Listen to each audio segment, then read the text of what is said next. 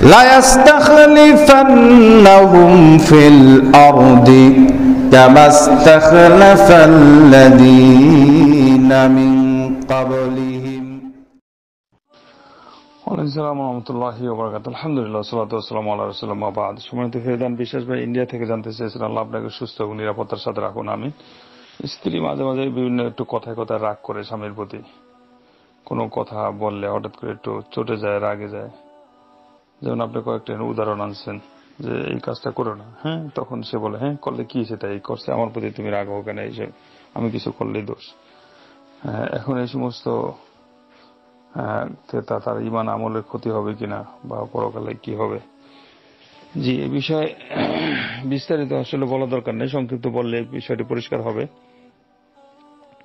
মানুষের রাগ ঠাক থাকতেই পারে, কোন সময় মানুষের ব্রেন, মস্তিষ্ক, মানুষের মন মানসিকতা সবসময় সব রকম থাকে না, তো পজিশন থাকতে হবে। অনেকের ব্রেন রাগ থাকে, অনেকের একটু মন মেজাজ একটু গরম থাকে, অনেকের চিন্তা টেনশন থাকে, অনেকের সমস্যা থাকে।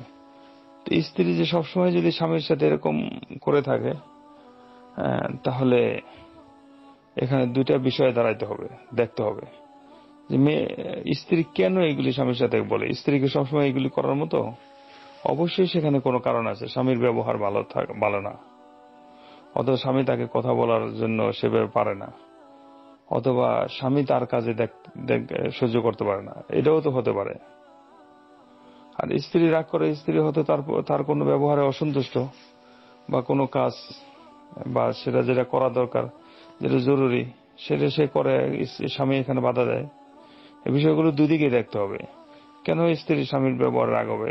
সেই ধরনের দুজনের ব্যবহার ঠিক থাকতে হবে, দুজনের কাজে সহযোগিতা করতে হবে। স্বামী এবং স্ত্রী দুজন মিলেই কিন্তু সাংসারিক পার্টনার, একজন একজনের সহযোগিতা করে।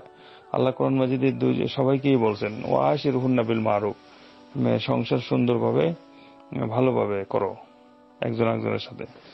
সবাই মিলে, দুজন মিলেই সুন্দরভাবে আচার ব্যবহার করতে হবে। স্বামীর প্রতি কেন রাগ হবে? সবসময় এটা করো না, ওখানে যাও না। এখন ওখানে কেন গেল বা কি কারণে গেল, এখন যে সে রাগ হয়ে বলতেছে ওখানে তোমার যাইতে না করছি না, তো তারা রেগে যাবে।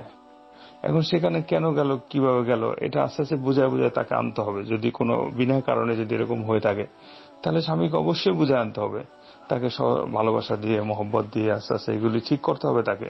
না হলে তার আগের গেলে সংসার নষ্ট হয়ে যাবে, সংসার থাকবে না। শয়তান তো আছে তৃতীয় পক্ষে।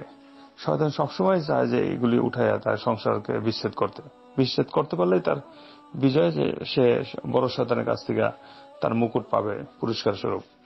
অতএব এই বিষয়গুলো খুব সতর্কতার সাথে রাখতে হবে। অনেক সময় স্বামীকে সবুর করতে হয়, অনেক সময় স্ত্রীকে সবুর করতে হয়। আর আপনি যে বিষয়গুলো এখানে উল্লেখ করছেন, এই বিষয়গুলো তো স্ত্রীর পক্ষ থেকে আপনি উল্লেখ করলেন, স্বামীর পক্ষ থেকে আমরা জানি না। তারপর তাই কথা এখানে বিচার করতেছি, এটা একটা বিচার হয়ে গেল। হ্যাঁ, তো এই বিষয়গুলো দুই পক্ষ থেকে শুনলে তখন বোঝা যাবে কার ভুল। তা যাই হোক, সে দৃষ্টিকোণ থেকে আমরা ওদিকে যাব না।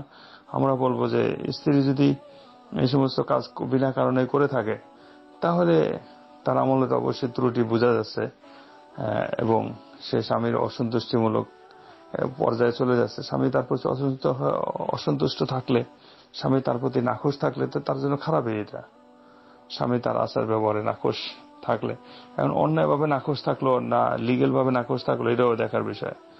কোনো মহিলা দুনিয়া থেকে চলে গেলে তার প্রতি যদি স্বামী রাজি থাকে, খুশি থাকে, তাহলে সে জান্নাতি। আর স্বামীর আনুগত্য ঠিক থাকলে, খুশি থাকলে সেও। কোনো মহিলা নাখোশ থাকে, মানে কোনো মহিলা দুনিয়া থেকে চলে গেলে স্বামী যদি তার প্রতি অসন্তুষ্ট থাকে, তাহলে সে জান্নাত পাবে না। এটা তো হাদিসের কথা। এখন বুঝতে হবে জিনিসগুলো, যে কোন দিকে নাখোশ, অন্যায় ভাবে না কিতে, না তার আচার ব্যবহারে, না কোন দিকে, এগুলি। আর কোনো পরেশগার মেয়েও তো অনেক সময় তার ব্রেন, মস্তিষ্ক একটু রাগ থাকতে পারে। এই বিষয়গুলো অনেক বড় জিনিস না?